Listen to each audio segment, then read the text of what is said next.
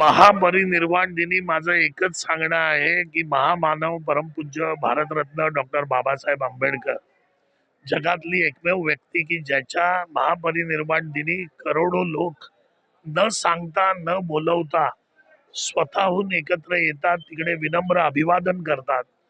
म्हणजेच त्या महापुरुषाचं कार्य किती महान आहे हे यावरून दिसून येतं.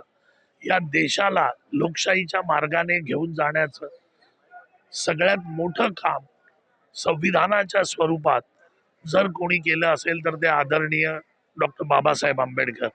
आणि हा देश जो सुरळीत चाललाय तो त्या संविधानाच्या मार्गावरून.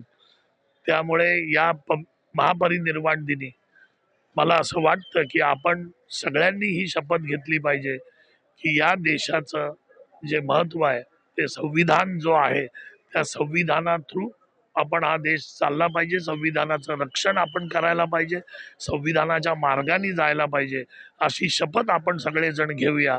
आणि महामानवाला आज आपण विनम्र अभिवादन करू.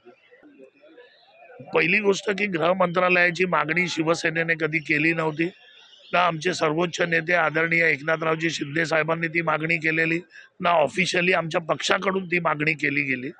त्याच्यामुळे गृह मंत्रालय आम्हाला पाहिजे.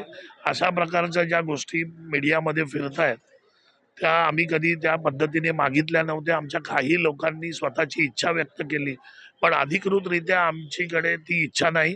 कारण अधिकृतरित्या कोणता पोर्टफोलिओ पाहिजे याच्यावरचे सगळे निर्णय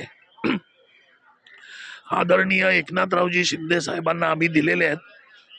आणि आदरणीय एकनाथरावजी शिंदे साहेब जो निर्णय घेतील तो आम्हाला मान्य असेल. त्याच्यामुळे पोर्टफोलिओ बद्दल आम्ही कोणी बोलणं किंवा इतर कोणी बोलणं अधिकृतरित्या नाही होत, कारण याच्यावर अधिकृतरित्या फक्त साहेबच बोलू शकतात.